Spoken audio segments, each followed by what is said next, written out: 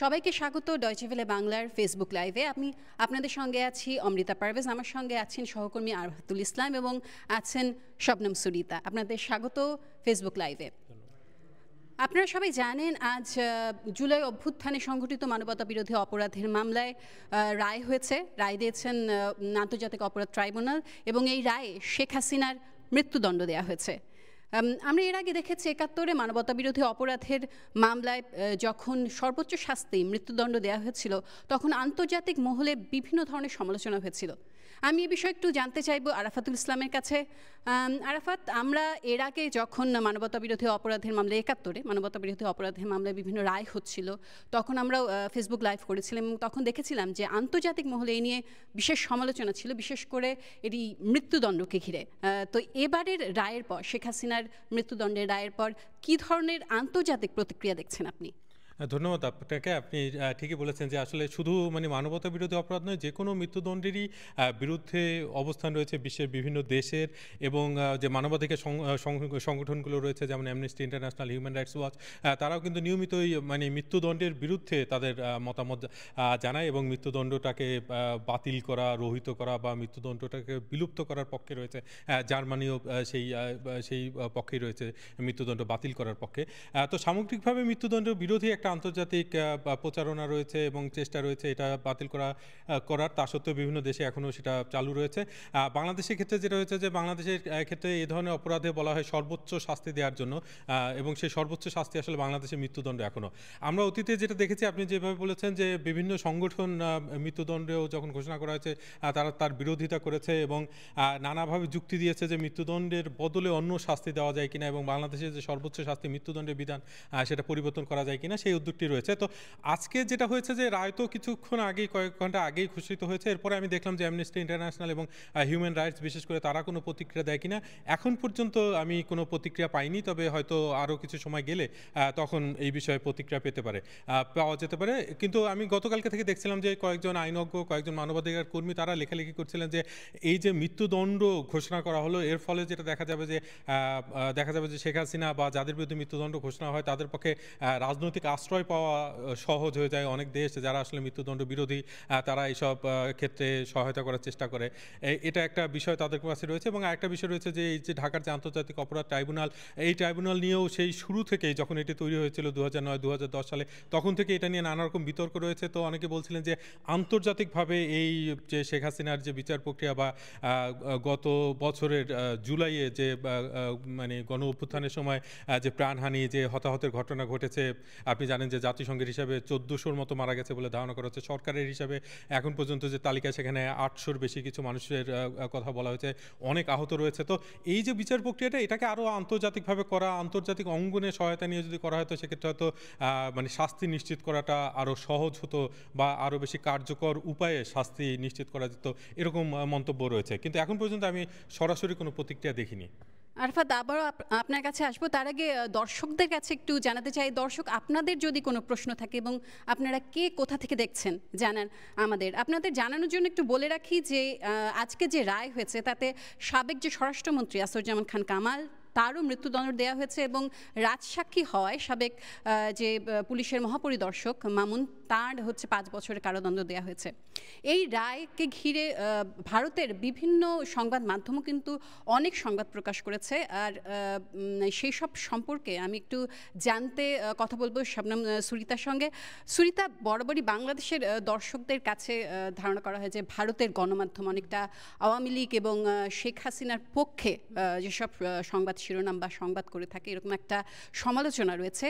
আপনি আজকে নিশ্চয়ই খেয়াল করেছেন যে ভারতের সংবাদ মাধ্যমগুলো কিভাবে এই রায়টি কভার করেছে, রায়ের সংবাদটি কভার করেছে। আপনি যদি একটু আমাদের দর্শকদের জানান। আপনি ঠিকই বলেছেন যে শেখ হাসিনা সবসময় ভারতের বিভিন্ন ধরনের গণমাধ্যমে অনেকটাই স্পেস পেয়ে থাকেন, অনেক গুরুত্ব পেয়ে থাকেন এবং সেটা আমরা আজকে রায়ের প্রেক্ষিতেও দেখলাম। আপনি এক্ষুনি বললেন যে 3 জনের যে মামলায় যার 3 জন মূল অভিযুক্ত, তাদের উল্লেখ যতটা আমরা দেখেছি ভারতীয় গণমাধ্যমে, সেটা আপনি বাংলা বলুন, হিন্দি বলুন, ইংরেজি বলুন, বিভিন্ন ভাষার গণমাধ্যমে যেভাবে উঠে এসেছে, হাসিনা কিন্তু এই নামটা সবসময় শিরোনামে রয়েছে।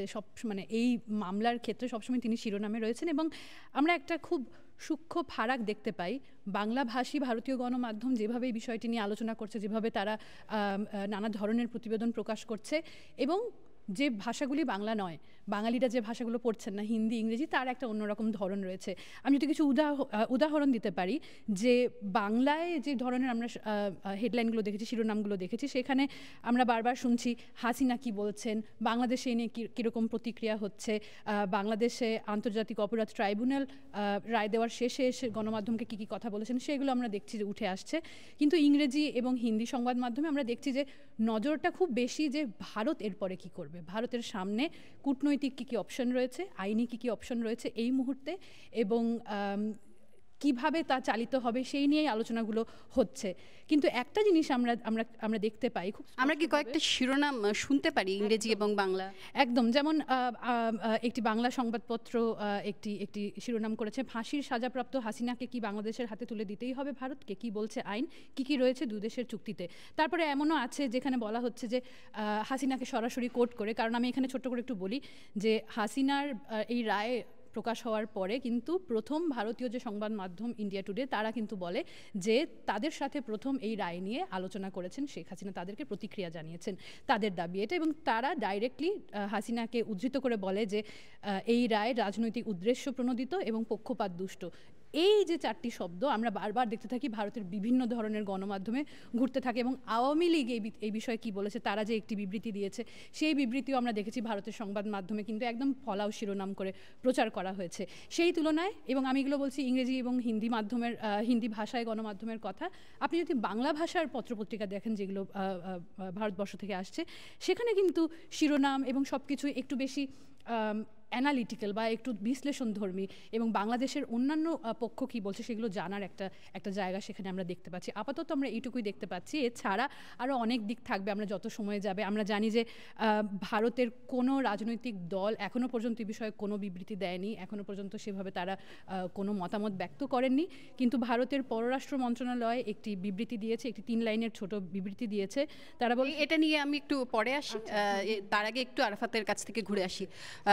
আরাফাত, আপনার কাছে আমি একটু জানতে চাচ্ছিলাম যে শেখ হাসিনার এই যে মানে মামলার যে প্রক্রিয়াটা, এটা তো আসলে আইনি প্রক্রিয়াটা তো এখানেই শেষ নেই, এরপরে আরও কিছু ধাপ রয়েছে, মানে আপিল করা এবং তারপরে আরও কিছু ধাপ রয়েছে। সেই সম্পর্কে একটু আইনি ধাপগুলো সম্পর্কে যদি আমাদের দর্শকদেরকে একটু বলেন।